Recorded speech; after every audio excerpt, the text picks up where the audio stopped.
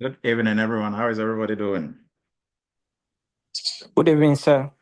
Evening, Doc. We are good. Good evening. Happy Friday. Happy Friday.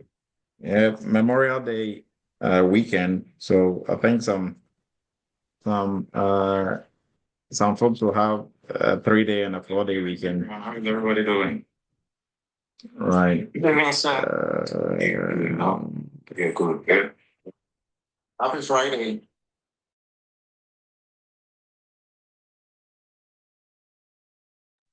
Oh, sorry about that. I was having some feedback back here. All right. So appreciate everybody's time. We will start time now. And tonight's topic is one that has been trending over the months, and it's particularly this week. This has been one of the trending topics uh, online in the security space. And really, I don't think this is really like news or uh, is new, not news, is new.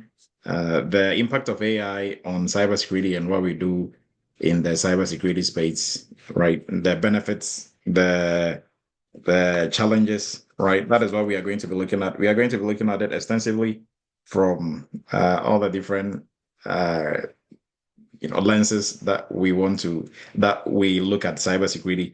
That is what we are going to be discussing tonight. So a very interesting discussion tonight, and I encourage everybody to also chime in as we go along to make the discussion a very interesting one. So you are all welcome. Once again, we will start time now, but before we do, so if kindly put in the chat where you're joining us from, and then you can also put hashtag Team Live in there. And we are going to explain why hashtag Team Live. I think most of our folks who are regular features on Cyber Chat, they know why you should put in Team Live and take a screenshot of that. Right. So with that, we are jumping in. So you are welcome once again. This is Eretmis Cyber Chat. We do this every Friday night, 7:30 at 7 p.m. Eastern to at least we hope we keep it at 8:30 9 Eastern. And tonight our discussion is the impact of AI on cybersecurity. Right. This is a very critical discussion point for all folks aspiring cybersecurity professionals and even those in the cybersecurity space.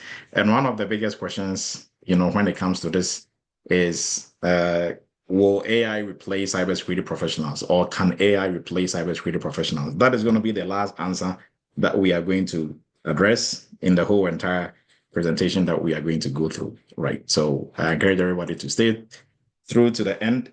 And our Memorial Day sale is out. We offering 20% discount on all courses, so you can take advantage of that. The coupon code is MDAY25, so you can take advantage of that. I'm Dr. Emmanuel Edu. I'm a cybersecurity professional, the CEO of Eretmis Inc., a cybersecurity consulting firm based out of New York. We do different types of contracts, but our niche within the cybersecurity space is PCI DSS. We conduct PCI DSS audits. We are qualified PCI DSS assessors. I'm a qualified PCI DSS assessor myself, together with other folks that we work with. And we do everything and anything cybersecurity as well. So all sort of cybersecurity auditing, risk assessment for uh, private organizations and also for some government agencies. I'm also the founder of Eretmis Academy, Cybersecurity Institute based out of New York also as well. I'm a former professor at University of Maryland Global Campus and also CTC, Central Texas College. And I'm a former United States Army captain. And I love to share and mentor and coach in the cybersecurity space. So that is about me. Now let's jump in. I'm going to be your sole pilot tonight. No co-pilots tonight. Everybody else can be my co-pilot because you are going to chime in as we are moving along in the discussion. So Eretmis, we are partners with CompTIA. We are authorized partners, and what this means is that we have 20% discount that CompTIA gives to us, and we push that down to everybody who is in our community. So if you are looking to sit for CompTIA Security Plus, Security Analyst, or any of the CompTIA certifications, you can reach out and we will, give you the 20% discount, right? So, and the team live that I told everyone to put in there. So, if you are in the security space or you are new to the security space, when you sit for any of these certification exams, CompTIA, ISACA, CSSP, Security Plus, name it, every 3 years you have to renew, right? Now, the renewal process is two ways.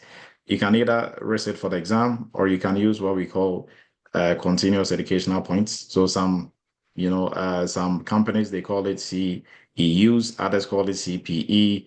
It doesn't really matter what the name is. All that it matters is you are continuously improving yourselves and learning in the security space. And how are you going to prove that you're continuously learning?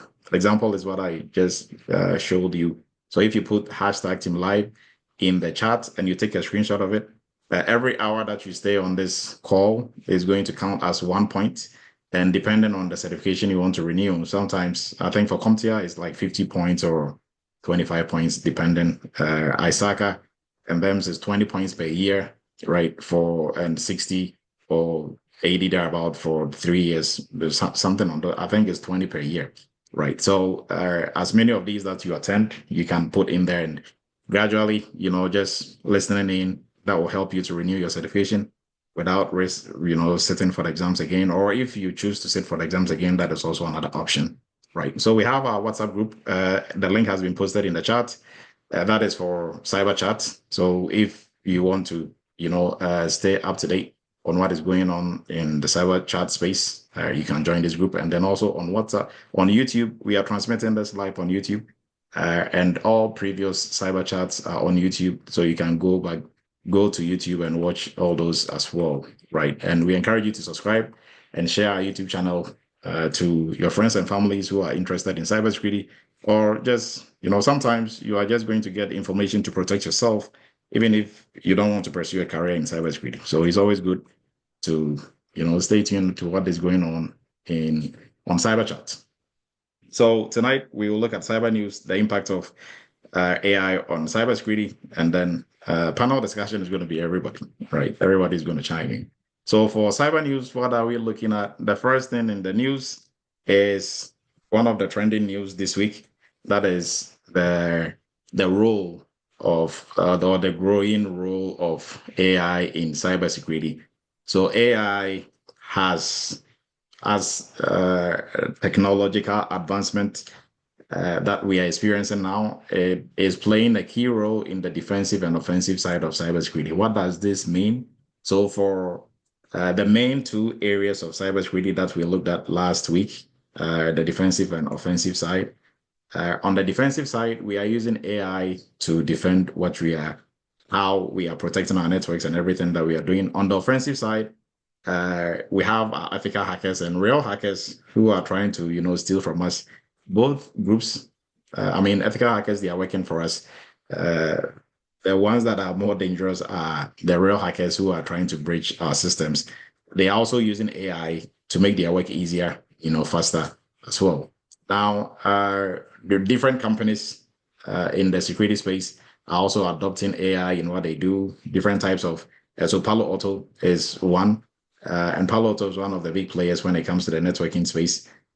So for the different solutions that they have, intrusion detection systems, their firewalls and others, they are integrating AI in everything that they are doing, right?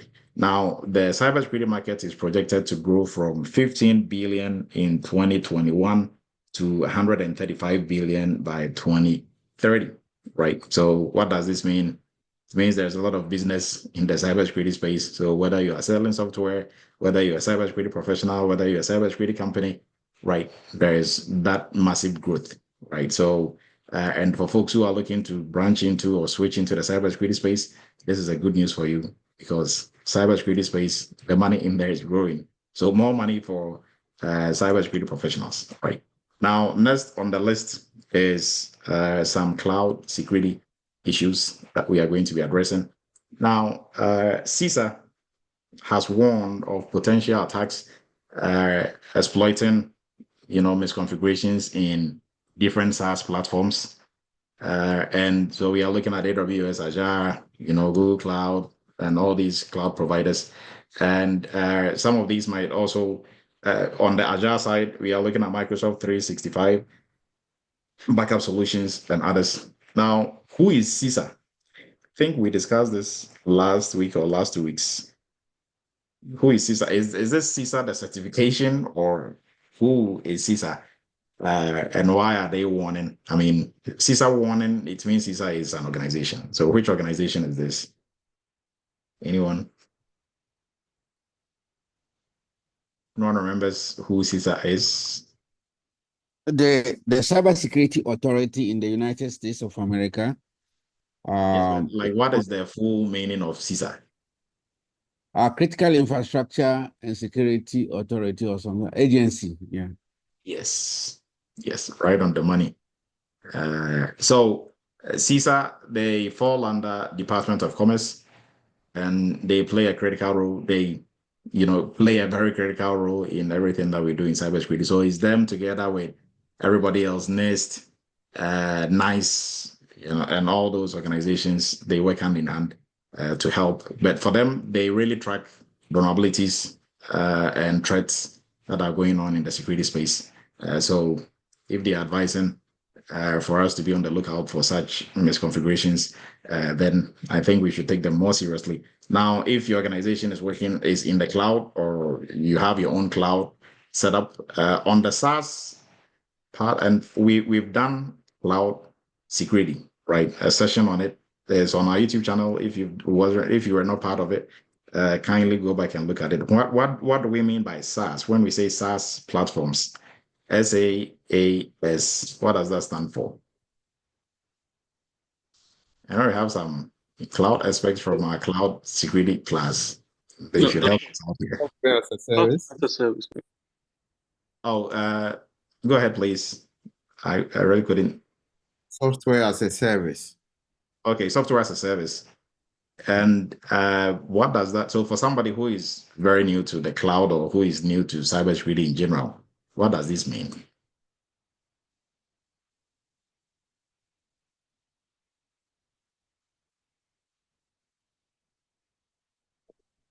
Anyone want to give it a shot?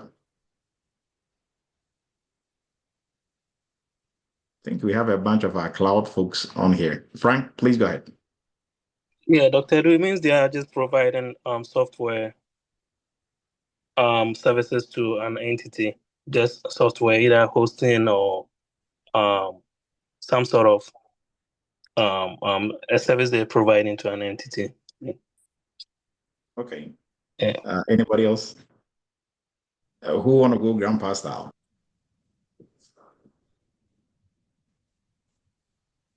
Frank want to go again, or somebody else's hand is up?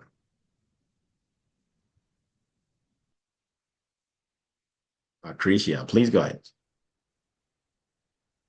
I am new to this, and if I'm remembering correctly from my reading, I think it's software as a service is like the services that are being provided are in the cloud, all software based, and there are several different ones like platform as a service. So it's different types of infrastructure, but you can have like hybrid or all software or a mixture of software, like everything being in the cloud. But hybrid would be half in the cloud and half maybe like not in the cloud. Okay. So, okay. We will hold on to that thought. Anybody else? So, whilst waiting for somebody else to give it a shot, go ahead, Felix.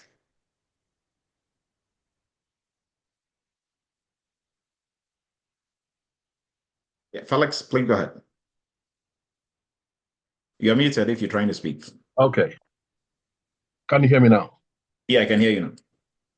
Okay. So software as a service is used to complete business tasks that are typically performed on like computers. So example, accessing like your email. Typical example. Okay. Anybody else? Augustine, please go ahead. Yes. It means that the cloud provider is responsible for both the platform, the infrastructure, and the service and the security of for hosting your services on their cloud network. Okay. Yes. I think there's a last hand up. George, please go ahead, and I will give my take on this. I would say software as a service is just a cloud provider providing you a tool to use Okay. from the So cloud. Yeah. great. Now I encourage everyone to go back to the session that we did, cyber chat session that we did on cloud security, right? Where we went through the different cloud services that different companies are offering, right? I think we still need a little bit polishing up on that side. Now, and that session was very extensive, right? We went really deep into it. So people are paying for classes that are not even going in depth as we do on cyber chat, right? So when you attend cyber chat, don't take it lightly. And reason why I'm bringing this up, and we could have just mentioned this and move on, but we are here to learn, right? We are here to learn and grow. So at least every day you get something new for your toolbox. So it's very easy in the security space, you see stuff like this and just jump over and brush your way through without really knowing everything really for sure. That is not how you learn, right? So doing this to also kind of put you in a certain mindset. So when you are reading security stuff or you are looking at reading an article about cybersecurity, you don't just pretend to yourself that you know everything that is on there. Those that you don't know, you research, you look into it. And as you are doing that, you are adding to your knowledge base, right? Uchioma, please go ahead. I would say software as a service is when the service provider provides a company with a tool application. And in this, when it's a software service, also the service provider is not responsible for the security of the software. But if it's that they're providing a platform and or infrastructure, then they will be responsible for the security of the software. But if it's just the software, the company will be responsible for the security of the software. Okay. Yes. Thank you for that breakdown. Now, what service providers do, or just going back and doing some basics when it comes to the cloud, everything that we are talking about in the cloud, simply is cloud is a concept, or is a way for us to use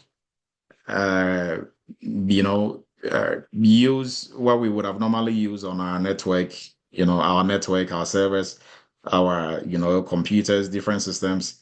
But when we are using it in the cloud, somebody else is providing that for us, right? So simply look at it this way. It's like if you want to rent out a storage space to put your stuff there, you're not the one who built the storage. Somebody built it and gave you that space. You are renting that space, right?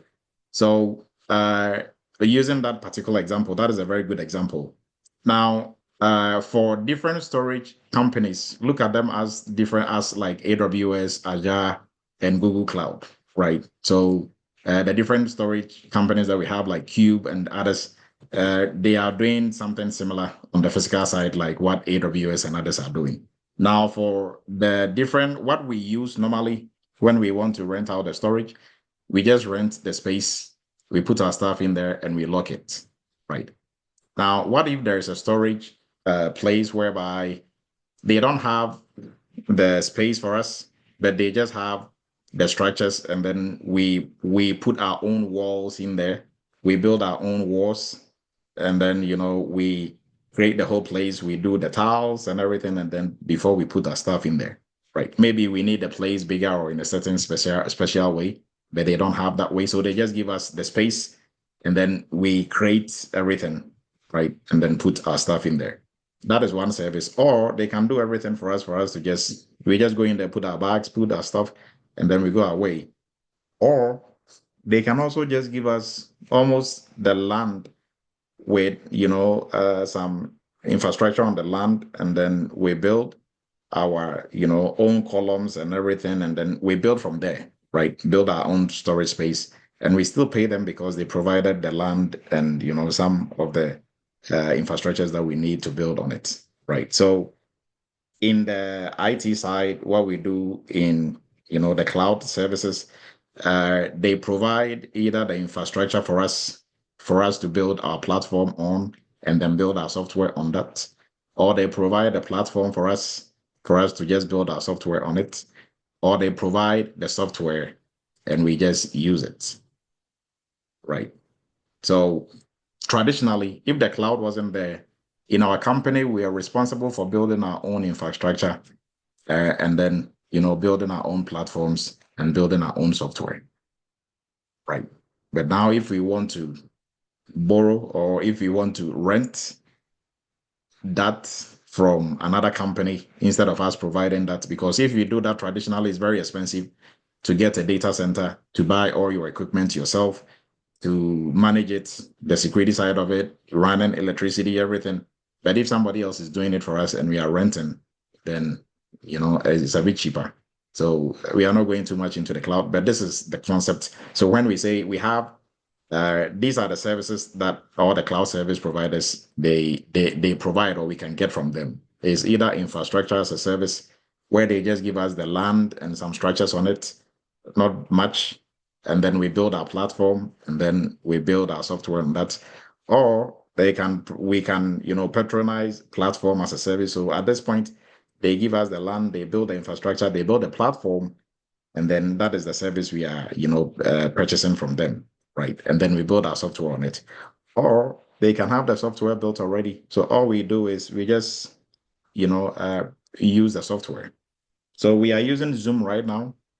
All of us, we are using software as a service from Zoom. So Zoom could have purchased platform as a service from AWS, and then they put their Zoom software on it. But for us, we are purchasing software as a service from Zoom because we are just using Zoom's software, right? So hopefully that makes sense. So if you are totally new to security or to IT, I think maybe this makes a little bit more sense. So for what everybody said, yes, it was all leading to what I just talked about, right? So with that, we are jumping into our discussion for tonight. And Memorial Day sales began today, or it began a little bit earlier, but it's beginning today. So like the day is still ongoing. So 20% on all courses. And for folks who are looking to start a career in our AI governance space, we already started. The first cohort is about to end. You can look into joining the next cohort somewhere ending of July. AI governance is the way to go for all security professionals, those who have gone through some cybersecurity training or you are working on the job.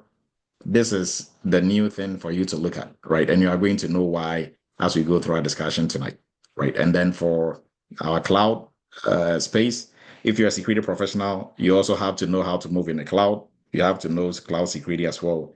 And the little discussion that we were having a while ago falls within the space of the cloud security professional. So our cloud security professional course, also very extensive. It comes with hands-on. You do a lot of stuff in AWS, Azure, and Google Cloud. It's vendor neutral, so we look at all the different cloud service providers, and you're actually going to work within the cloud environment, right? Aside the theory and the concepts that we're going to take you through, we always believe in knowing, but then doing is the last portion of what you have to do to be able to make yourself marketable, not just theory and concepts, right?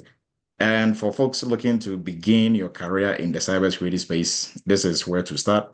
Sometimes people say they get a bit confused because we have an AWS, we have a cloud security course, we have AI governance and security. We have this also the entry-level course. So where do they start as a beginner? As a beginner, this is where you start. The entry-level course, it starts you from zero, build you all the way up to intermediate level knowledge, and then we move you into internship where you actually work on real-world security projects, and you see, how the job is done, and you'll be ready for the job market. And we help with interview prep, resumes, and one-on-one mentorship and coaching. And then for PCI DSS, payment security compliance, this is a specialty in the security space. It's a niche in the security space. So if you already have some IT background, you have some security background, and you're looking to specialize in a niche, this is also one of the most lucrative areas in the security space for you to specialize in.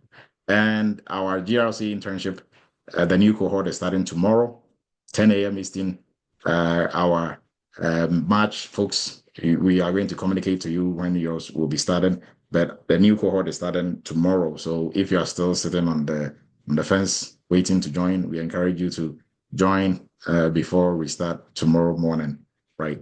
And our WhatsApp group, you are invited to join our WhatsApp group. The link has been posted. Our YouTube channel, also kindly subscribe to our YouTube channel to stay up to date with what we are doing in cyber and all other dealings. So we are going to look at some of the practical applications of AI in everyday life, and then we'll look at it as we use it in the security space, and then we will jump into some of the things in terms of impact on security.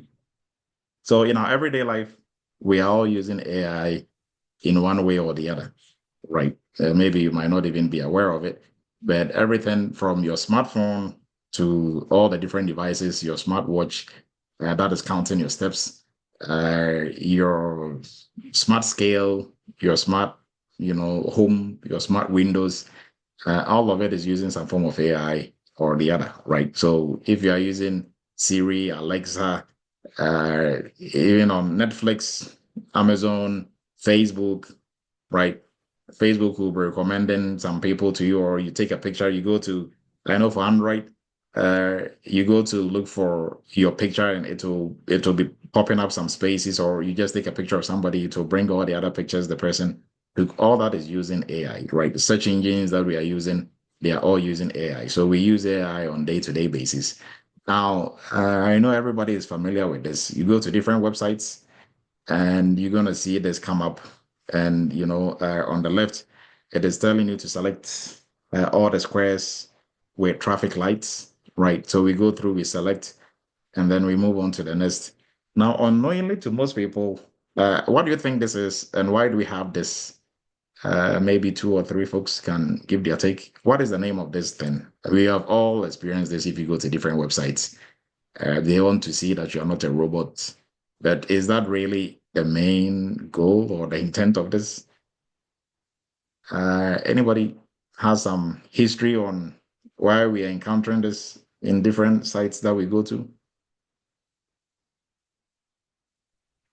They want to, is this related to a potential over Buffalo attack or trying to overload the system? No. So, sometimes if maybe you are going to, especially some of the Google related websites, they want you to confirm. So type in the numbers or, select which of the following, are bicycles, or select the boxes with, it does really has nothing to do with tags, right? Okay. It's kind of, they use it as a next step in some type of authentication format, but is it really for authentication? They want to And this know is if from you are Google. human. Yeah, go ahead, please. They want to know if the person trying to access the site or whatever is human and not AI. Okay. Yes, that will be one. Patricia, please go ahead. I think it's so that AI can train itself to know different ways of the more people that actually clicks on the same numbers or the same boxes, AI trains itself in order to say, okay, this is what a car is. It's that kind of thing. Yes, Patricia is right on the money. So they kind of disguise it and make it look like it's another form of authentication, or they want to know whether you are an actual human being or a robot. But it's just a disguise for Google to train its AI, right? Google is simply training its AI. So, like Patricia was saying, if select all the boxes that has a car in it. So what you're doing is you're helping Google's AI to learn, because AI learn. There is what we call machine learning. That is how AI learns, and we have different types of machine learning, reinforcement learning, uh, and other types of learning that AI is using to learn and to behave like a human being, right? So as you are doing this, or sometimes they will say select the ones that has traffic lights in it. So if you select the boxes, and Google's AI is learning that way. So Google is using everybody to train their AI, but you're not even aware. Now, if you use Google Maps, if you use Google Maps for GPS, you see that of late, Google has started, when you are driving, you get to the point and they will alert you and say, there's a police on the road. Are they still there? Select yes or no. What do you think you are doing? You are training their AI, right? So you select yes, or the police is still there, right? Now they know, okay, we got it right this time. You are going, they will, it'll pop up on your phone as you are using their map. There is a car on the side of the road. Yes or no, you select yes. Now they are training. So they are training to the point where when they say there's a police there, there's a police there, right? And all that is AI. And we are using it in everyday life, and we are helping these different companies to train their AI, but we are not even aware of it, right? So with that, we are going to move forward. Now, some of the daily uses for your smartphones or your voice assistant, Siri, Google Assistant, and other ones that we have, camera enhancements, right? Improving the quality of a camera. Now you can take a picture and change the background and make it look like you were standing somewhere else, right? Social media, so content recommendation. Facebook, if you keep watching certain types of videos, Facebook will keep feeding you with those types of videos, right? Instagram and others, they do the same. Phone tagging, photo tagging. So if you take a picture and you don't disable the geotagging, it is going to, pick the location and where you took the picture exactly on there as well, without you even telling it to do so. All that is AI. Now, email and communication, when it comes to spam, when you delete certain types of emails over a period of time without even opening it and reading it, you are training your emails AI to, your spam filter identifies that as spam. So when that email comes in, it's going to go straight to your spam, right? So for us, I mean, sometimes you have to be careful which emails you are just deleting without reading. It might be emails that you might want to read one day or from a company that you are following, but if they keep sending you more, sometimes you delete all of it without, and some other days you might need that email, but it will be in your spam, right? So all that, how your email system is able to identify which one is spam, which one goes in your inbox, all that is using AI. Now, home automation, your smart home, your thermostats, and all other smart lights and other things that we are doing, they are all AI related. Right. Now, shopping, if you're also buying certain types of things, you go to one website and then when you go back to your email, you see the shoe that you're looking for pops up in there. You're like what is happening? How did they know? And you think it's some smart thing or some, crazy stuff that is really nothing. It's just AI, working and doing that magic, right? Customer service chatbots that we use, your banking apps, detecting fraud, personal finance apps that we are using, all that has AI in it that is helping us to do what we are doing. Now, some are purely AI tools, or we've also integrated AI into them, right? Transportation, the navigation, Google Maps, and others that I was talking about, ride sharing apps like Uber and others, Lyft, they are all using AI integration for it to be able to work. The heck does he want to take this thing off? Why? Kindly mute yourself. Why? Don't take it off. Kindly make sure you're muting yourself. So everybody can unmute themselves, but kindly please make sure you are muted, right? If you are talking in the background. Now, on the healthcare side, diagnosing different types of medical issues and conditions. Now, AI can do interpretation of medical images, like maybe your X-rays and others, and also virtual assistants, virtual health assistants, also using AI as well. Now, we've looked at all these AI stuff and AI all over the place. What is AI? Now, we've done a session purely on AI, what is artificial intelligence. It's on our YouTube channel. You can also go in there and learn a lot. Really, we go really deep into the different areas of AI, how AI learns, how AI tries to behave like a human in terms of reasoning and thinking. But here we are going to briefly look at what AI is, right? So before we do, just a little quiz. So all these AI stuff that we are looking at, what would be your definition, simple definition of AI? Anyone? You can raise your virtual hand and give it a shot.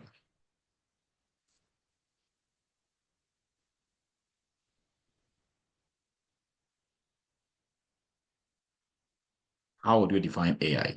Or AI is just the buzzword that we are just throwing around without really knowing for sure what really the definition of AI is. Can I? Yeah, give it a shot. Well, it's artificial intelligence, but it's really math behind the engine. So the math is formulated to identify related words or phrases. And beyond that point, I can't be sure other than long-term or long language models and statistics and algorithms. So to me, it's mainly math. Okay. Yeah. So you are speaking more behind the scenes, how it is trained and how everything is. Yes. So yes, Good evening, Bob. that can define AI. Yes. Go ahead, Chris. I would say AI is a machine that tries to learn, to reason, and to act like human. Okay. And that is also a very good, simple answer. Anybody else wants to give it a shot? Also, I want to say AI is a machine that is fed with information. So in a way, we are challenging it to ensure that what it's really grasping what we are feeding them, testing their intelligence. Okay.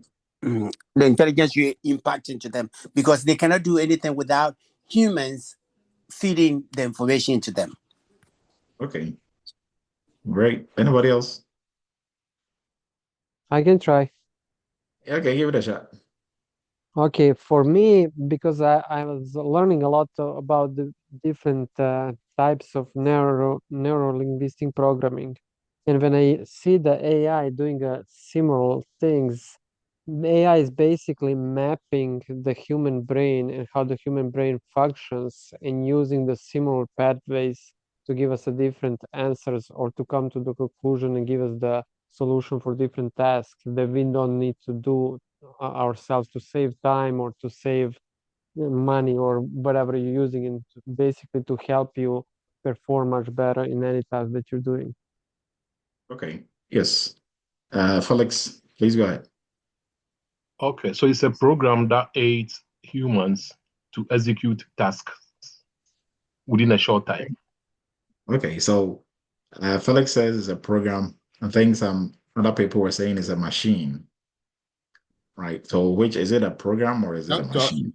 To me, AI is more like a knowledge repository whereby recurring events are being gathered in one place, and in future to execute it, it's being executed faster using the machine. Repository of knowledge of events.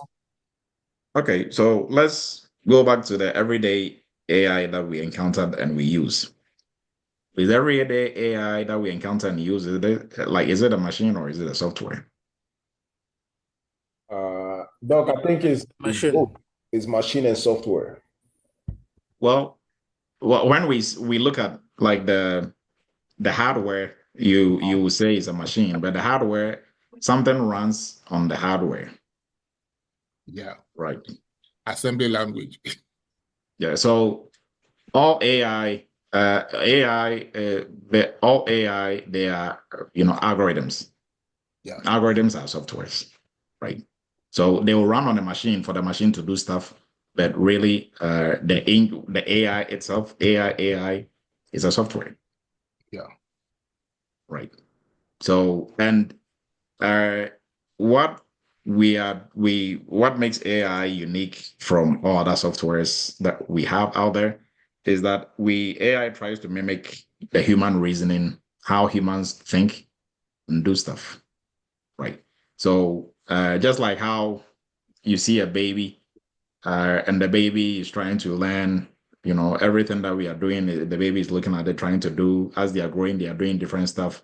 Right now, they're able to wear their shoes, they're able to, so gradually they are doing things and growing.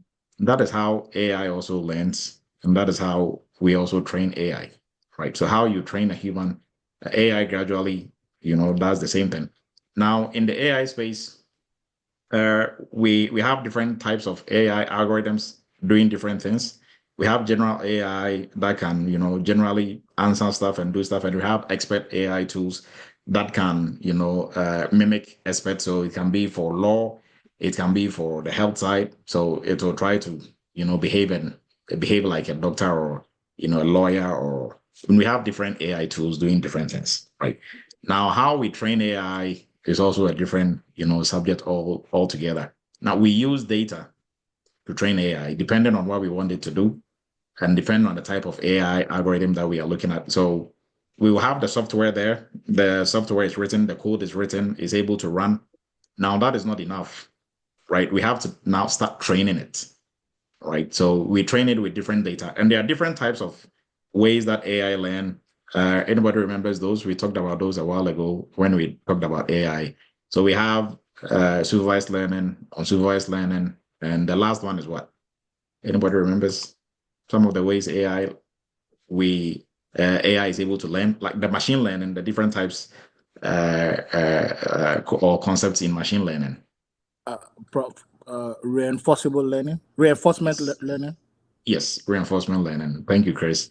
So these are the three main machine learning options that we have. And what is machine learning under AI? So we have our AI algorithm, but machine learning is how AI actually learns, right? So the example that we're given with the capture that we were looking at when Google will ask you which of the following boxes contain a car, and all those, you are helping the machine learning, right, part of what they are using their AI to do, right? So AI is a software that, or an algorithm that tries to mimic what humans do, human intelligence, right, in terms of thinking, learning, decision making, and all that, right? So if you see like a tool in terms of a hardware doing something, yes, it might be doing things, AI stuff, but really what is really making it be able to do those things are the algorithms that it runs on, right? So some of the tasks that we have AI or AI tries to do is understanding language. So you can type in, you go to ChatGPT, you type in stuff, is able to give you, something back. Siri, what is the weather tomorrow? Or Siri, set my alarm to this time. How is Siri able to understand the language you are speaking, right? And if you change your language on your iPhone to maybe French or to whatever, when you say it, it's able to hear and respond accordingly, right? So the machine, the understanding language part of it is NLP. We call it NLP, natural language processing. It allows AI to interpret and respond to human language. So your chatbots and your voice assistants, learning from data. So that is the machine learning piece. We feed AI with data, and it is able to respond accordingly. Now, AI, as we are feeding it with data and information, reason why we have machine learning and we say AI is learning is that you can feed it with certain types of information and then ask it a question outside the information you fed it with, and to be able to, based on that information, think like a human being and give you some response that will be equally, not really, it will be almost, accurate or accurate, right? Even though AI still has some challenges, we are still polishing it up as we move along different types of AI, but it is not restricted to only what you give it. It can do more than what you've given it. If you are training it with any type of data and you access something within that same, context, but you don't have that data for it, it will still be able to, give you some information, right? That is why if maybe you go to ChatGPT, you let it know, hey, ChatGPT, give me a list of all the, best restaurants within this city, right? It will give you that list. You go back and you say, do the same for New York. It will give you that. You can go in there and say, okay, so last week I was searching for this. I want you to do the same for, without you even, it will be able to draw down that information and still give you some really good info, right? So another way of learning, aside NLP, understanding human language, that we have different AI tools that needs to understand human language. Others, machine learning like ChatGPT and others, and then perception, right? AI systems can interpret data from the world, such as recognizing images and stuff. And that is why the tool like ChatGPT, you can upload. Maybe there is something, on your toe. You can take a picture of it, upload it, and say, hey, what do you think about this? What is it? To be able to recognize it and give you some response. And all that is based on the type of training, that we've taken it through. So problem solving, decision making, also is able to do that in the financial side, health side, logistics, autonomous actions. It will be able to operate systems, other systems, or cars, and robotics without any human input, right? So some types of AI, they're able to work without human input. Others will still need human input. But overall, AI is not 100%. And AI can never be 100%. So there's always going to be the need for that human input, right? That is why AI cannot totally replace human beings in any field. So let's look at some of the benefits. I think the discussion that we were having previously kind of covers most of these. So for efficiency and automation, some of the repetitive tasks that we do on the job, AI will be able to easily do that. And that frees free time, like free us from doing these repetitive stuff. And we have enough time to do more complex activities that AI might not necessarily be able to do for now. In industries like manufacturing, logistics, and others, AI is able to optimize and reduce costs, right? AI is able to help us do a lot. There was an article that I was looking at in Amazon, their distribution centers where we get our packages and stuff from. I think Amazon has like 3 CEOs or 4 CEOs, each one of them looking at different areas of the company. One of their CEOs, his team, they developed some AI systems that are able to move and arrange, orders.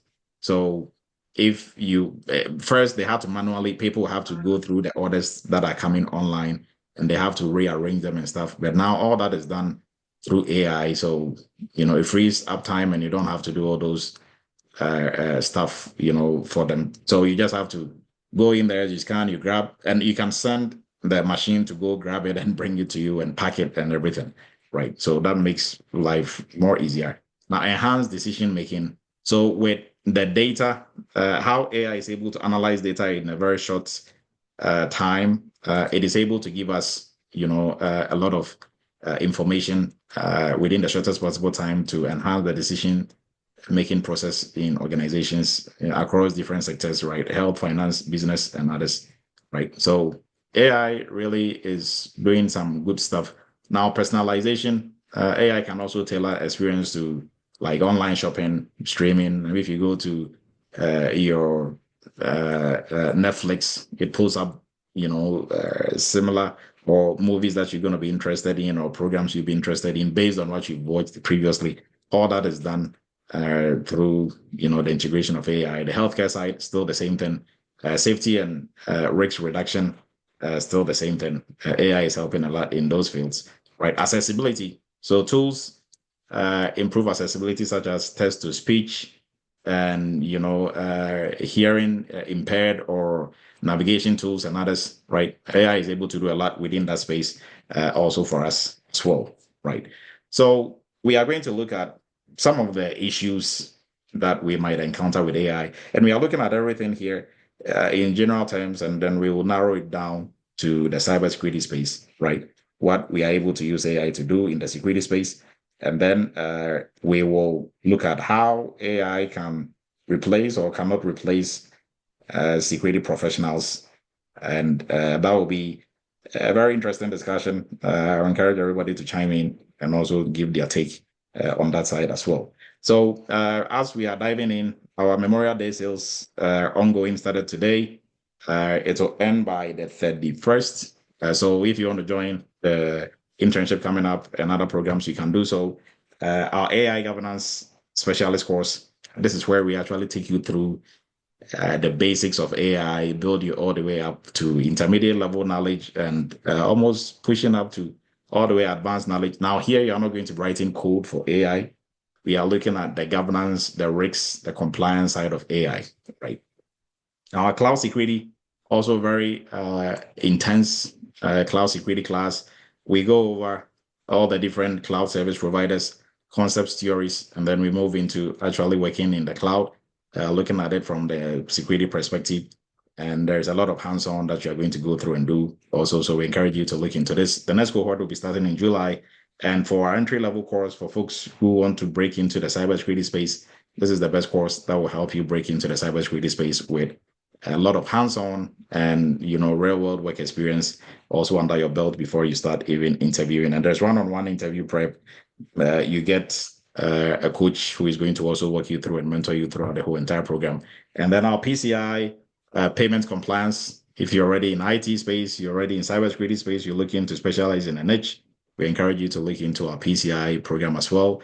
And our internship is starting on tomorrow, 24th. Our new cohort, GRC internship is starting. This is where you actually learn how to do projects within the GRC space and beyond. So you can learn theory all you want. You've done some certifications, you've done some courses, GRC courses elsewhere that are just teaching you frameworks. Now this is the time for you to come and get your hands dirty working on different GRC projects, right?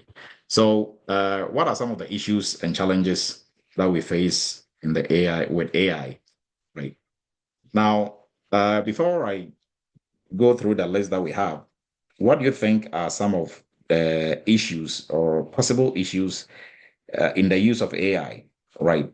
What are some of the challenges? I think when we were discussing AI for one of our cyber chats a while ago, in the cyber news, there was a news that we talked about when it comes to the law enforcement side that had to do with AI and what AI was doing. Anybody remembers that? That is one of the challenges, right? But aside that, whatever comes to mind, what do you think are some of the challenges when it comes to AI, working with AI or using AI for anything? Patricia, please go ahead. Okay. One thing I think is biases can be done. Okay, and like what exactly do you mean by bias? So if the algorithms are continuously put in by Caucasian people, and those are the people that use it, whatever type of algorithms, and African American people are not actually doing anything in that realm, then the learning of the AI can focus more on the answers that are given from a perspective of Caucasian people versus African American people. Okay. Yes. Dr. Awini, please go ahead. Another challenge has to do with the fact that privacy issues where certain categories of data that are supposed to be private are fed into with AI. It will compromise the privacy of individuals as well as processes and then technology. Okay. I think Cyril, you had your hand up, or Dr. Arini just took your answer. No, yeah, I had my hand up. Yeah, I was going to say AI has hallucinations because sometimes AI does hallucinate and could give you like something off the charts that doesn't have anything to do with what you're asking. So Okay, so you can ask AI, what are the best restaurants in New York, and it will start talking about the marathon in Boston. yeah, something like that. That does happen sometimes, and that is what Siri is referring to as hallucination, and that is an actual term that we use. Hallucination. AI can hallucinate. So, George, please go ahead. I would say exploiters can use AI for their exploit, like deep fakes and other stuff. Yes, very true. Sheila, please go ahead. I can say AI now kills human reasoning because we now just think, or we don't think anymore, and we just go and whatever we need, we just go straight to AI without even reasoning, try to even reason a bit. Yeah, so AI can make us very lazy. That is also one way. Now, Prof, okay, sorry. Yes, go ahead, please, Chris. Go ahead, Chris. Oh, you are muted if you're trying to speak. Or no, I don't think you are muted. Go ahead, Chris. She literally said the same, Prof. Oh, okay. Okay. Gabriel, please go ahead. Okay, thank you very much, Dr. Adu. So according to research that was conducted by McKinsey, 72% of organizations have at least one business function implementing AI. However, a research done by Asaka just at the end of last year shows that 40% of organizations have not offered AI training to their employees. So the implication of this is you have business functions running without proper training for your employees. So definitely there will be a whole lot of risk associated with that particular activity in the organization. Thank you. Yes, true. Thank you for that insight, Gabriel. Walayo, please go ahead. So AI may sometimes be so much result oriented that it pays virtually no attention or limited attention to ethics. Yes, that is also true. Felix, please go ahead. Okay, one problem is you will not know where the data you are feeding the software will end up. So that's a major issue. Yes, very true. So thank you everyone for your inputs. Prof, Somebody else had an input? One more. Okay. Okay, Chris, and then Wright will go. Prof, I feel like addiction, human addiction to the use of AI is a cause for concern, and I feel like there's little or no measures put in place to help curb that. Yes, true. Right, please go ahead. Yeah. My comment around AI will be control. There's going to be a point where the artificial intelligence will have the control that will limit human interaction completely. That's probably one of the biggest issues with AI. It will learn itself and ultimately keep humans out of the equation. Sounds science fiction, but that's kind of where the concerns are, where AI learns. Like that is very possible, right? So that is why in that quarters of everything that everybody said falls within the realms of AI governance. Right. One of the key things that we look at AI governance, there has to always be the human input. So the human, AI cannot work in a vicious cycle where it has no human, it is just the AI doing its own thing. At that point, if AI gets crazy, then there's going to be issues, right? And we've just established AI does hallucinate. So there always has to be that human oversight, right? So everything that we said falls under AI governance. And these are the problems and issues we are discussing and trying to come up with solutions for under AI governance, right? So if you didn't know what AI governance entails, this is it right here. Now, piggybacking on what Patricia started with, we train AI, we do machine learning, and we feed it with data, right? So if the data that we are feeding AI with is all like female data, and then now we have to get an input for male, AI might be a bit biased, right? So on the male side, it might be a bit biased. So let's say, for example, this AI tool is used to approve credit, right? So if you apply for credit or you are applying for a loan, this AI tool is going to be used to determine whether you are eligible or you qualify or you don't. But meanwhile, during the training part of this AI, the data that we're feeding AI with to be able to identify, what type of profile qualifies for what type of amount, of loan, we're just using maybe female, data.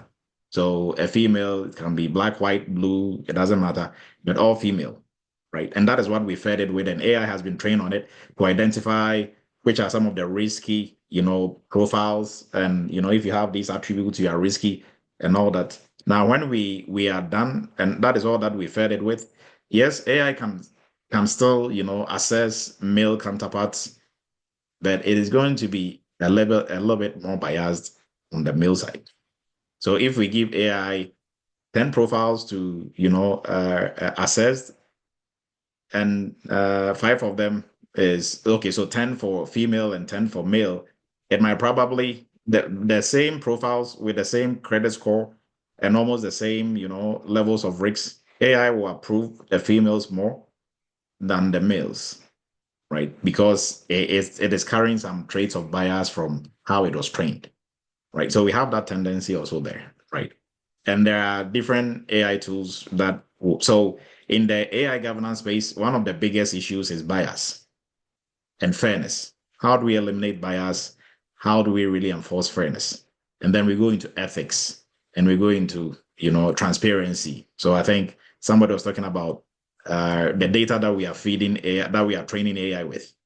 How did we get that data? Who even programmed the AI to begin with, right? What is the ideology or the biases of that person? The biases of people who are programming the software will also be introduced into the software, right? So if this person, all the programmers were from United States, and they were creating a tool for something, they are more aligned with things in the United States. So if somebody else from Africa or from Europe is trying to use this tool is first biased towards everything American, right? So it is going to favor everything on the American side than anything outside the American side, right? But if we had like the group of developers were from all over the world, there'll be some balance, right? Because everybody is coming through with some different perspectives. So we all came together to design that type of AI. There'll be some. So there is an issue when it comes to bias, fairness, transparency with what type of data we are training AI with, and where do we get that data from, where. And really, tonight is not to go too deep into AI governance, but everything that we just spoke about falls directly within that space, right? So some of the issues and challenges within the AI space: job displacement.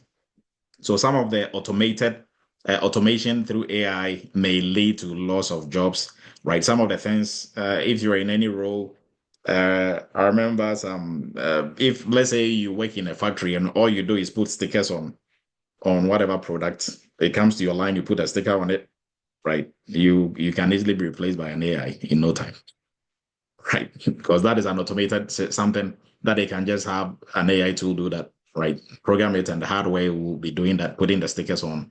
So, jobs like that, repetitive tasks might go away. Bias and fairness, what we've been discussing extensively. Now, privacy concerns. So the data that we are training AI with, what is the legal play? Are we allowed to even use that data? There was some cyber news a while ago where the owners of Game of Thrones, right? The authors of Game of Thrones, the ones who wrote the book that was used to do the series Game of Thrones, they were suing OpenAI, the owners of ChatGPT, because ChatGPT was using Game of Thrones content, the book, to train ChatGPT without consulting or getting permission from the owners of the book, right? So they actually sued them. I don't know how much they got out of that or how they settled it, but that was I think 2 years ago thereabout, right? So there are issues with privacy concerns, and even for you, if you're trying to use AI, all the information you are giving it, how is the owners of that AI tool keeping it, and all types of stuff like that, right? Now, lack of transparency. So we call something the black box model. Some AI tools, we don't know how they train the AI. All we know is this is the AI tool. Now, most companies frown on that. If you have an AI tool that we don't know and you cannot really reveal to the public how you train and what type of data you are using to train it, if there's no transparency, then most companies, especially government agencies, will desist from using your AI tool, right? Because we don't know the type of biases you are introducing into their space, right? And then security risks. So aside all the other problems and troubles that come with AI, there is also the cybersecurity risks. An attacker can hack into your AI tool, and if an attacker gets into your AI tool and they are changing stuff in there, you can just imagine the kind of results you're going to get with your AI tool or the whatever AI system that you're using, right? So that is also an issue. Ethical and legal issues are also there as well. So all these issues that we are discussing, they are what AI governance professionals deal with on a daily basis, right? To make sure their companies are doing everything right when it comes to independencies and loss of skills. And that is all that we are talking about. People will start becoming too dependent on AI. And now it is very true. We have college students who are just going to ChatGPT, putting in their essay. It will write it out, and then they'll just go in there, change one or two things, and then that's it, right? Unlike way back in, not a while ago, you had to write the paper yourself from start to finish, right? And if you go online and just copy some content, you're also going to catch you for plagiarism. But now you have AI tools creating the content, another AI tool doing the plagiarism for you, another AI tool going through and doing proofreading and rating it and making sure it is not AI related content. So like now people are just simply becoming too lazy, right? It's not like you don't have to use technology, but then you don't have to be overly reliant on it, right? And we said AI can hallucinate. So if you are hard pressed for time and you're rushing and you just put it in there, copy and paste, and you take it to class and AI is talking about the marathon, the Boston Marathon. Meanwhile, you're supposed to write about your trip to Texas. Then, that will clearly show that you are overly reliant on AI, right? So now we are narrowing it down to the use of AI in cybersecurity space. What do you think are some of the uses of AI when it comes to cybersecurity? Right? What do we use AI for in cybersecurity? What can AI help us do in the cybersecurity space? Any inputs? Yeah, automation of repetitive tasks. Yes, very big one. Anybody else? Scanning a lot of data and trying to filter it to maybe the most relevant. Yes, right on the money. Prof, Olanyo, please go ahead. For threat detection and then vulnerability assessment. Yes. That was Chris. Go ahead. ahead. IAM, identity and access management. Yes, in the identity and access management space. Doc, please go ahead. Strengthening the cybersecurity tools to be able to detect attacks. Yes. On time. Yes. And true. Gabriel? Yes. Yeah, behavior modeling or pattern modeling, especially when it comes to the traffic in an organization's network. It can actually create a model. So anything contrary to that, it can always flag, especially when it comes to EDR solutions. Yes, true.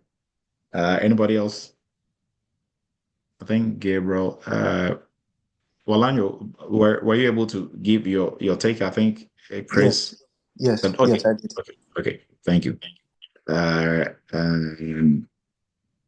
Okay, there was another. Is Chris hand up? Okay, go ahead, Chris. We are talking about compliance, AI compliance here. So I feel like that would be a good use for.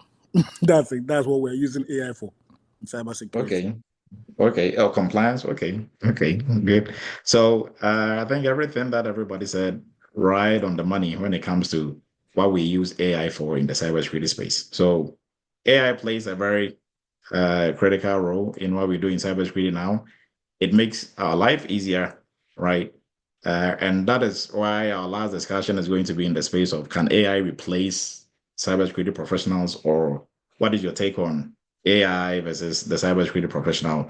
So AI plays a key role, and everything that you've mentioned so far is exactly what we are using AI to do. So some of the things, threat detection and prevention.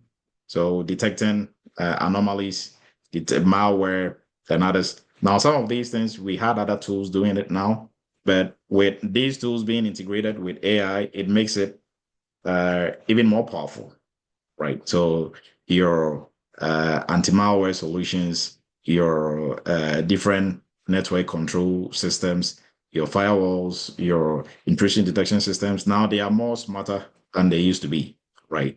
So now we have more. Previously, for your firewalls and others, we had stateless and stateful firewalls.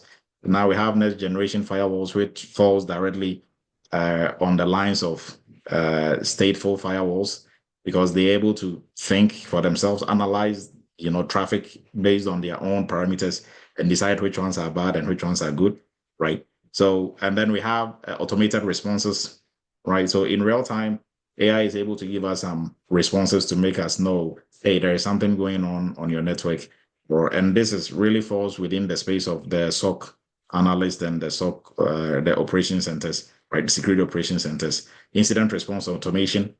AI also helps us to streamline everything that we do for incident response, triaging, alerts, and recommending actions based on the type and the severity of threats, right? So, and then also phishing detections. So your different tools like Proofpoint and other tools that are helping us to detect phishing emails and others. Vulnerability management, also a key area. Behavioral analytics. I think it was Gabriel or somebody who spoke about this. So all these are some of the things that we use AI to do in the cybersecurity space, right? And it is really helping streamlining everything we do. Also, we cannot, talk and leave out SIM. So our security, information and event management. So the different SIM tools, now they are all AI enhanced. So they're able to do more than, they used to. Fraud detection on the financial side and also e-commerce side. AI is helping us to, be able to easily detect fraud. And risk assessment side, AI is also doing a great job helping us to do everything that we are doing in the risk assessment side. Now, keep everything that we talked about, keep it close by. We are going to discuss that even further, right? Now, what are some of the use cases? We've looked at some of the things AI can do in the security space, right? What are some of the use cases in terms of different uses and, some of the implications of how we are using AI? So for under threat intelligence, AI applications, they automate the collection and analysis of threat data, identify different sources of risks, and then also potential vulnerabilities.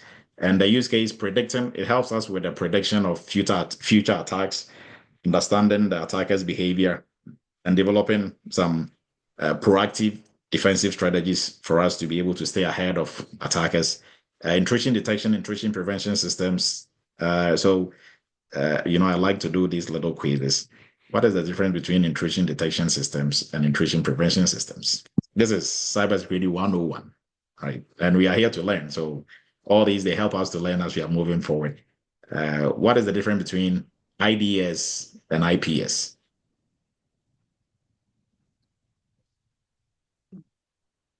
Anyone? Yes. Okay, go ahead. No, go ahead. Go ahead. That's okay. I expect your answer is better. Go ahead. You're free to go. Okay, so who wanted to go first? Was it Dr. Awini or Mr. Harvey. Mr. Harvey, go first. Okay. Well, in the name is prevention, right? So that would be pre or trying to anticipate before the actual detection or break-in, if you will. Yes. And what about the detection? It could be an actual breach or alarm, if you will. It could indicate additional files, moving of files, opening of files that have been sitting dormant, maybe as well. Okay. Okay. So close. Dr. Arini, please go ahead. Yeah, intrusion detection system is for external attack, and then intrusion prevention for internal staff who want to leak data to the outside world. That is how I try to understand it. Okay. OJ, please go ahead. So for me, intrusion detection is a software that detects intrusion. For instance, if there's unauthorized access, it will detect it. Then the prevention, that's intrusion detection prevention, it takes action to prevent it. It takes a remediation action, like to solve the issue. Okay. Okay. Thank you. Wala, you please go ahead. With the with the IPS, the harm has not yet been caused. So you are putting up preemptive measures. But for the IDS, you are already exposed, probably a breach, and then you're trying to institute measures to prevent any future occurrence. Okay. Okay. Gabriel, please go ahead. All right, thank you very much, Dr. Adu. So for intrusion detection systems, it helps detect, just like the name implies, it helps detect abnormal activity. It gives alerts, real-time alerts that, okay, there's a potential incident or intrusion at the moment, but it doesn't go beyond that particular function. But for the intrusion prevention system, what it does is it automatically attempts to detect and at the same time block the attack before it reaches the target system. So in this instance, it helps to choose which traffic goes forward or which one gets to the main system before it can cause any damage. I think that's just the basic distinction. Thank you. Okay. Okay. Thank you. And Uchioma and then Phoebe will go.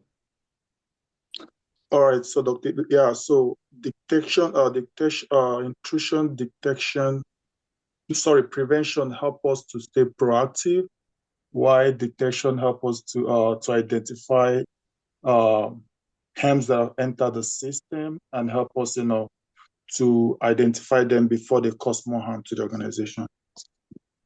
Okay. Thank you. Phoebe, please go ahead.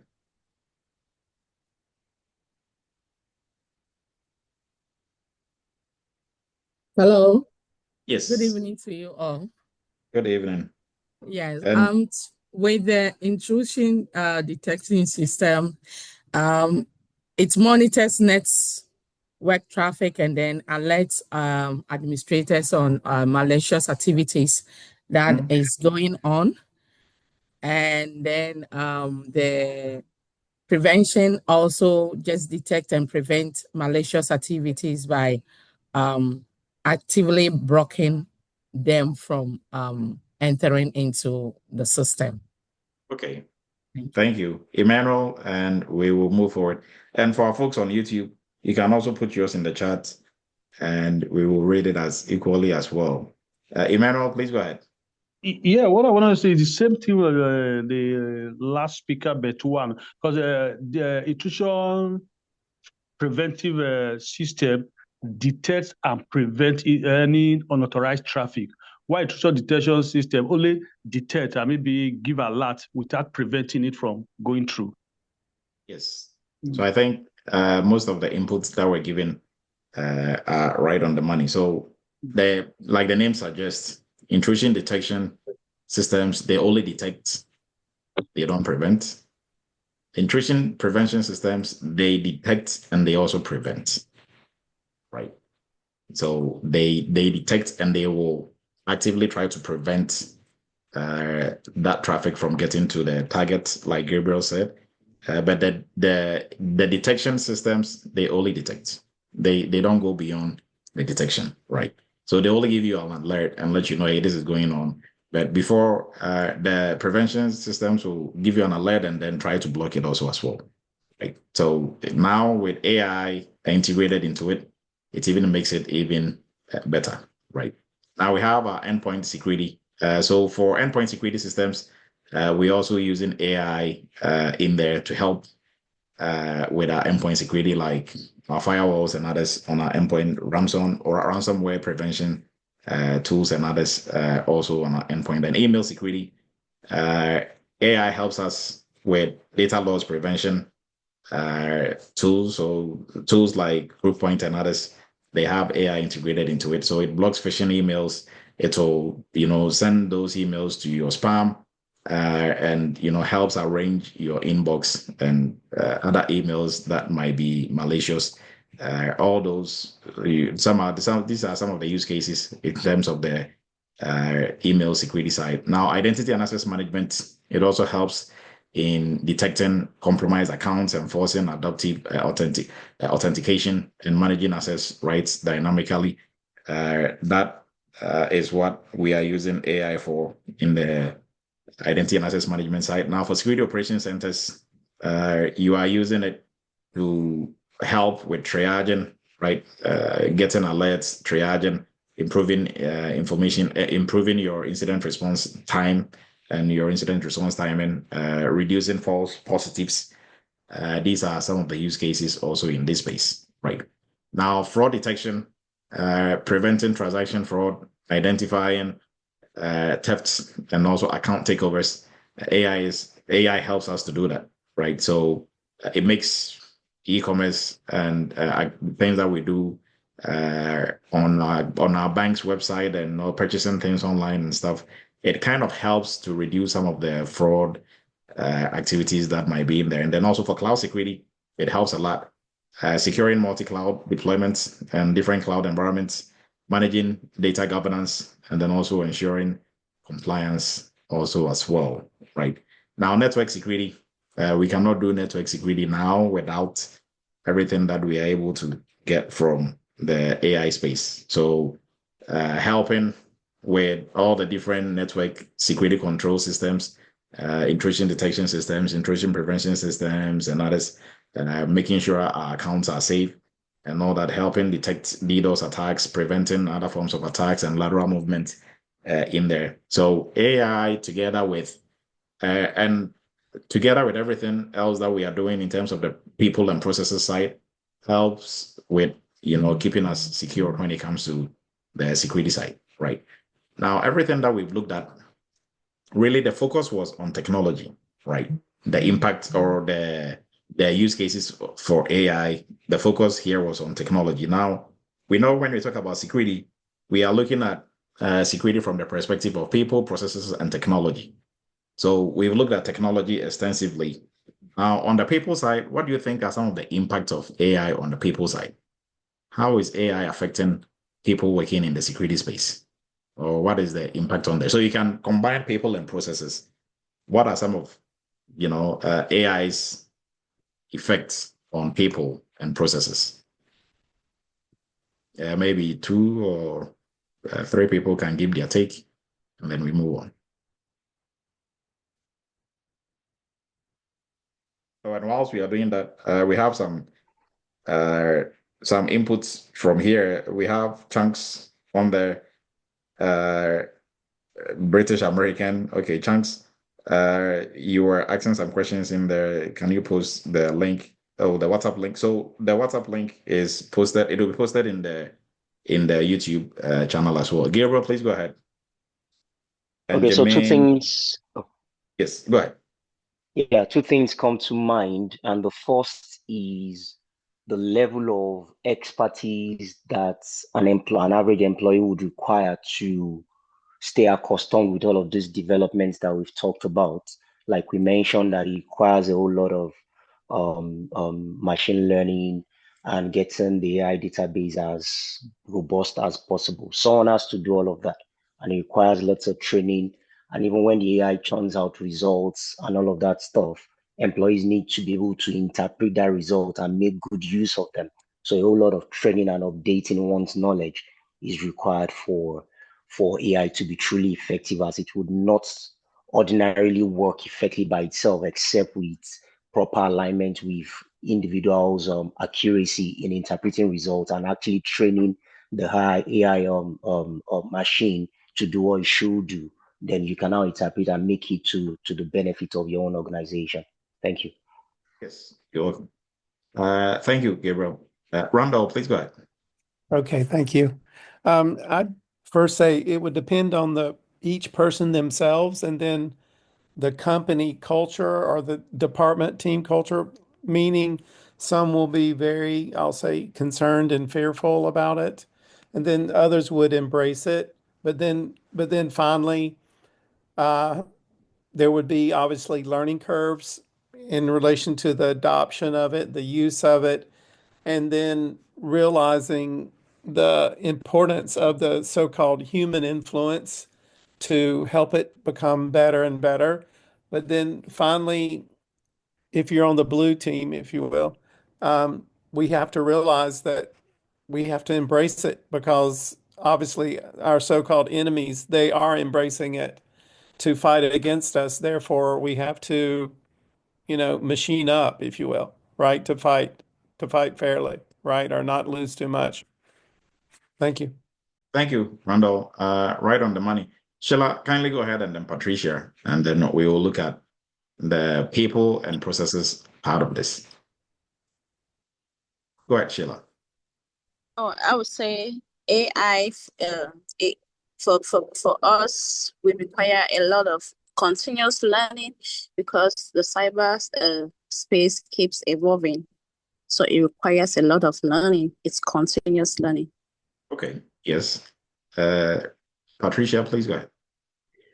I was going to say, for the positive side of it, continuous learning on behalf of the people who are doing the algorithms, so that they can make their algorithms more open to everyone, and by using the right amount of people for their algorithms. So it's going to be a continuous learning for people in all aspects. But also on the negative side, if the algorithms are not well developed, it could exclude some group of people from something that they may need, such as healthcare, or a particular type of healthcare that may only be given to one group, because AI only had an algorithm for that group. Okay. And anybody else had some input on here? Yeah, I'm looking at the impact of technology on or AI. When technology changes, like the coming on board of quantum computing, it means that this time the cryptography that we consider to be very difficult to crack, with AI coming into place of quantum computing, those algorithms will be easily crackable, because quantum computing will make everything faster than the usual norm. And it means that security within the cybersecurity profession will require another technology to be able to manage it. So it will be evolving alongside. Okay. Okay. And I think, Charles, go ahead.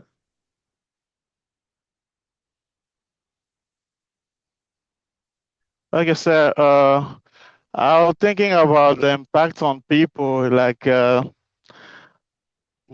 job maybe where you need like 5 cybersecurity analyst. With AI, you may reduce to maybe 1 or 2. So people maybe they will lose some jobs, but for the process, AI it'll be like we're not gonna have too much like mistakes. It's not human, so AI will do perfectly, will follow perfectly like the missions, because many of the attack we have, it's not about technology. Most of them is about human. When like the phishing attacks, it will be hard. It will be very difficult to fish an AI than to fish a human. So those will be the impacts. Okay. Okay. So, Something Gabriel like that. and Jeff, kindly hold on to your thoughts. Let's run through this real quick and then we'll give you the floor. Right. So, the impact of AI on people in the cybersecurity space, one, shift in skills requirements. I think Gabriel spoke to this. Training your security professionals to know the AI space and how effectively to how to effectively and efficiently use AI powered tools. Upscaling. So making sure now, as a security professional, you have to be, adding to your skills AI in terms of what you can use AI to do and your understanding of AI in general, right? So learning about AI, learning about machine learning in the AI space, this will go alongside with your traditional cybersecurity knowledge and skill, right? And job evolution. So now in the next 3 years, 2 years down the line, most cybersecurity jobs are going to have cybersecurity analyst slash AI, whatever, or AI slash cybersecurity analyst, right? That is where most of the jobs will be heading towards. So we encourage you to join our AI governance program. That way you wouldn't be left out, right? So now it is gradually moving there. It is going to get there eventually. And some cyber chats down the line will come back and exactly we spoke about this before it even got there, right? So adding to your skill sets. Now, workforce efficiency. Obviously, AI is increasing the productivity on what we do as security professionals. It's reducing burnout because some of the repetitive stuff that we used to do, going through Excel spreadsheets and trying to fish out, anomalies by yourselves. And now AI is able to do most of that for us. And decision making, because we have a lot of data, at our disposal, AI is able to give us what we really need instead of us going through and trying to figure out and map stuff. AI is able to do that. And skills augmentation, AI is helping us be able to do more than we normally could have done in the past, right? So AI is really helping in this space as well. Now, what is the impact of AI on the processes on the security side, right? So threats and detection response, real-time analysis, we're able to, get threats and detection, what we used to do in there now, a bit faster and more streamlined. We are able to cover more than we used to do. Automated responses, we used to have this, but now is at a different level and a different speed. It might probably give us more in terms of details. For risk management and compliance, for our continuous monitoring, predictive risk analysis, that has always been a challenge. But now AI has streamlined those processes as well for us when it comes to the processes side, right? Incident response management, efficiency when it comes to triaging. You have different incidents. Which one do you solve first? Which one do you prioritize as number one? And which one, right? And then your post-incident response, your operational scalability, right? Handling large data volumes. AI is able to help us to do that. And then also 24/7 operations, especially for like your SOC groups. This is able to help AI-powered systems will help them to do their continuous monitoring 24/7, right? Now we are going to look into the discussion of the night. Will AI replace us? Or, what is going to be AI's place together with a cybersecurity professional, right? But before we do, we run through our Memorial Day sales is ongoing, 20% off on all courses. Our AI governance specialist course Like I said, for all security professionals and aspiring security professionals, this is the course that you have to add to what you have done already for security or what you are doing on the job as a security professional. And then our cloud security, you also have to know how to move in the cloud as a security professional. So you can also look into this. All new cohorts will be starting in July for both courses, right? And then for folks looking to start from scratch, you have no cybersecurity background, no IT background, this is where to begin. The cybersecurity entry-level course, it covers the theory you need to know, the concepts, the fundamentals, the basics, build a foundation, and then you're also going to work on some projects, on different projects falling under the GRC space. And then for folks looking to specialize in the security space, payment, security compliance, one of the arguably most lucrative niches in the cybersecurity space, you can also join this cohort beginning in July. And then our workshop and GRC internship, this is we are starting our new cohort tomorrow, right? This is where you break the gap between knowledge and theory to actually working on different cybersecurity projects, right? Especially falling under the GRC space. So the positive impact of AI and the challenges in cybersecurity, and then we will look at will AI replace us, right? Randall, please go ahead. You had your hand up. Yes, sir. I'd like to get your opinion on when, say, I'm sitting in the CISO seat, if you will, and while thinking about the liabilities of the CISO, if there is a breach, if there is, funds lost, accounts, gone into, etc. But then the point is, at what point does the CISO, they can't escape the responsibility. My point is, say if some AI company comes in and they so-called sell us the dream that this can do all the following for you, and then therefore you can get rid of so-called 10 people, 20 people, and then at what point does the CISO say, oh, I believe it, I'll take that, and will solely depend on the AI? But then finally, if the AI engine fails, and then if that person's gotten rid of the humans, if you will, they're still going to be liable. Yes. At what point, is it so-called worth it to so-called get rid of the people versus helping the people become better? Okay. So I think our last session will cover that question, right? So Okay, kindly hold on for a second. We are going to get there really quick, right? So on the people side, the positive impact, we've seen that already. Skills enhancement, job transformation, decision making, and decision support. AI helps us in decision making processes. And then some of the challenges, training requirements. So making sure we are training our folks on the AI side, so training them on AI governance, job displacement concerns. So some people think their roles will be in question, and then AI's own problems, biases and trust issues that we have with AI, and the need for human oversight. These are some of the challenges when it comes to the people side. Now, for the processes side, AI is helping with automation of routine tasks, real-time threat response, improving accuracy, and then also reducing false positives and others. For the challenges, process overhaul, traditional workflows may need redesigning to integrate AI effectively and efficiently.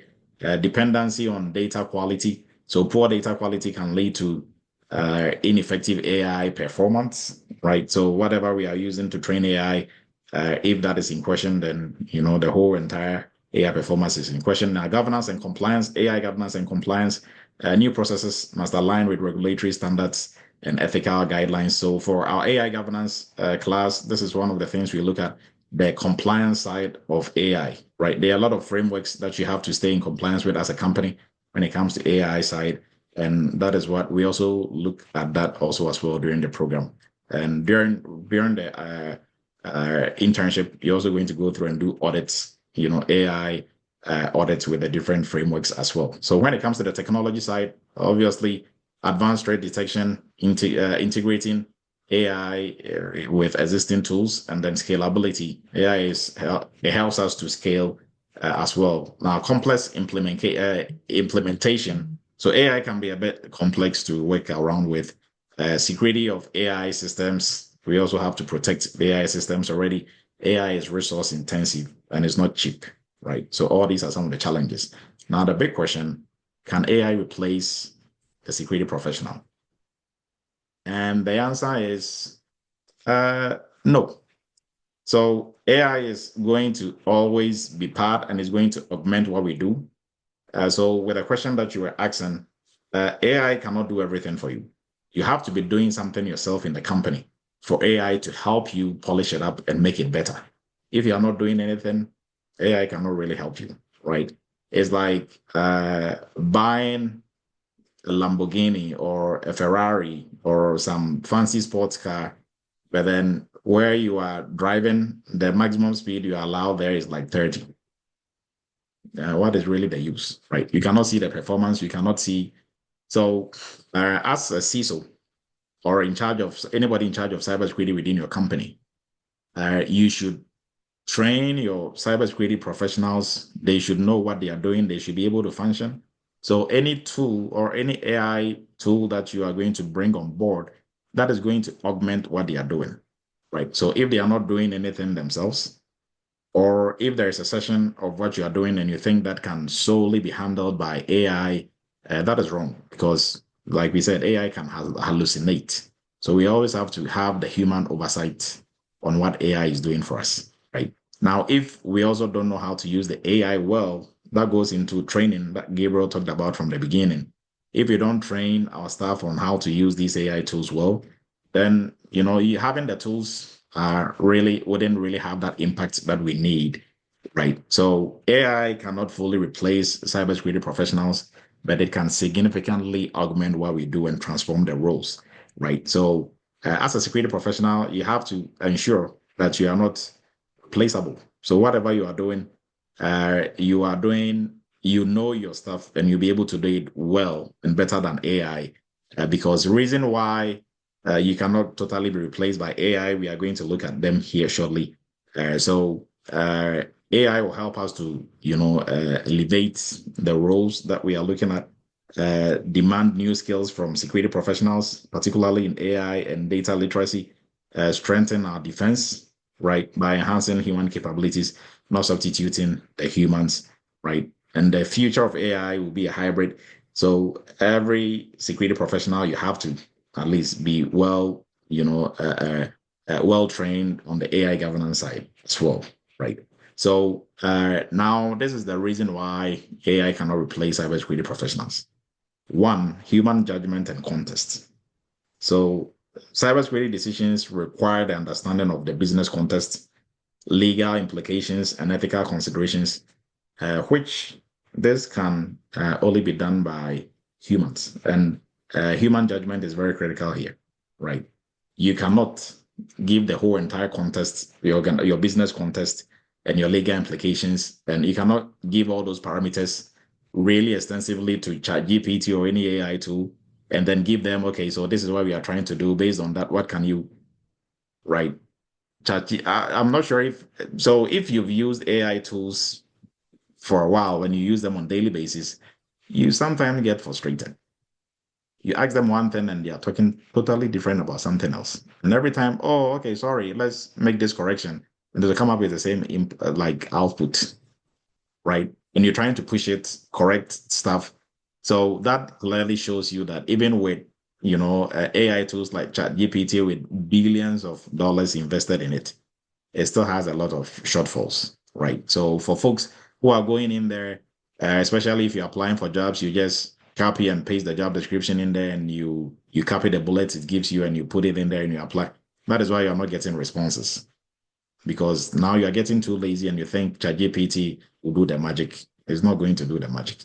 You still have to go in there and tailor your resume well by yourself, right? So the human judgment and context, right? AI might not always, be able to have a better context within which we are looking for something or addressing something.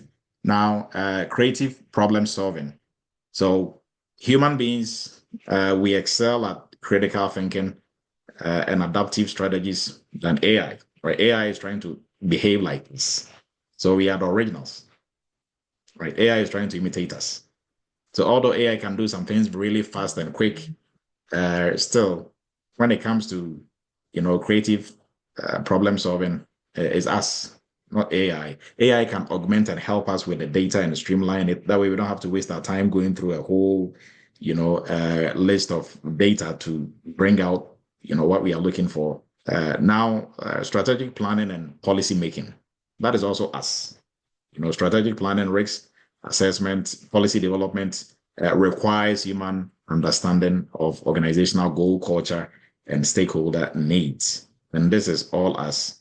AI cannot, do that. Our communication and leadership. Obviously, cybersecurity professionals, we have to communicate, work together with each other, especially in the GRC space. Work with non-technical stakeholders, technical stakeholders, lead a team, influence organizational culture beyond the capabilities of AI, right? So all that you have to do is now, as a security professional, aspiring security professional, you have to make sure you are positioning yourself whereby you are going to, also learn about AI and have that as part of your toolbox, right? So that way, AI cannot replace you, right? And you'll be able to use AI better, right? So now, rather than replacing cybersecurity professionals, AI is going to work hand in hand. It's going to be human AI collaboration for the foreseeable future, right? So AI will be our co-pilots in everything that we are doing. AI tools will assist analysts by providing insights, automating parts of their workflow, enhancing efficiency and effectiveness. New roles will be emerging. Like I said, we will have AI security specialists and AI cybersecurity analysts, AI, right? And these are popping up, right, in AI ethics officers within the cybersecurity space. So there's a lot that is going to come up in the very short future when it comes to the AI space and cybersecurity, right? So hopefully that answers your question, Randall. And if anybody has any questions, you can kindly bring it up. And our Memorial Day sales starts today, ends on the 31st. 20% off on all courses. We've been talking about AI. Now, this is the course for you to really polish up and become a full-blown AI governance specialist, together with what you're doing in the security space. Now, you don't have to be a cybersecurity professional to get into the AI governance program, right? Our cloud course is also vendor neutral, cuts across all different cloud environments. If you have never done anything in the cloud as a security professional or aspiring security professional, you need to really get some training. You need to be able to move within the cloud, because now all companies are doing something in one way or the other in the cloud. And if you are looking to begin your cybersecurity career, start with our cybersecurity entry-level course. This will get you from 0 to 100, where you can start working as a security professional, right? And then for folks who are looking to specialize in the most lucrative niche within the cybersecurity space, is the PCI, our payment security compliance program. And so all these courses we looked about, their cohorts will be starting in July. Our GRC internship and workshop is starting tomorrow. So if you are still waiting to enroll, now you can enroll with a 20% off, right? And you can join our cybersecurity, our Eretmis Cybersecurity group, the WhatsApp group. The link has been posted, and then our YouTube channel as well. And now, if there are any questions for the group, you can kindly bring it up. Great discussion. Hopefully everybody had something for their toolbox. Now, there are some shout outs that we are going to give to everybody on here. So whilst we are going through, if you have any inputs in terms of will AI replace us, or what do we need to really do to stay ahead of the curve when it comes to AI? Now, we don't have to know how to code or know how to, write an algorithm for AI, but how to use AI tools and how to govern AI tools. Now, when it comes to the AI space, we are looking at two main things, more than what we normally do in security. We are looking at the security of the AI tools, and then the other ethical side of AI as well, the biases.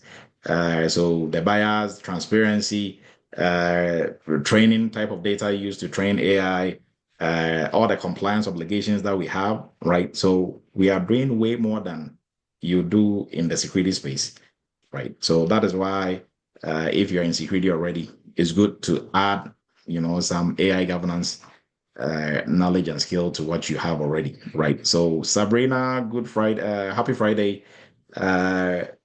Vacancy from New York, joining us from New York, Mamuz, Team Live, Vacancy, Team Live, Asio, Charlotte, joining us from Charlotte.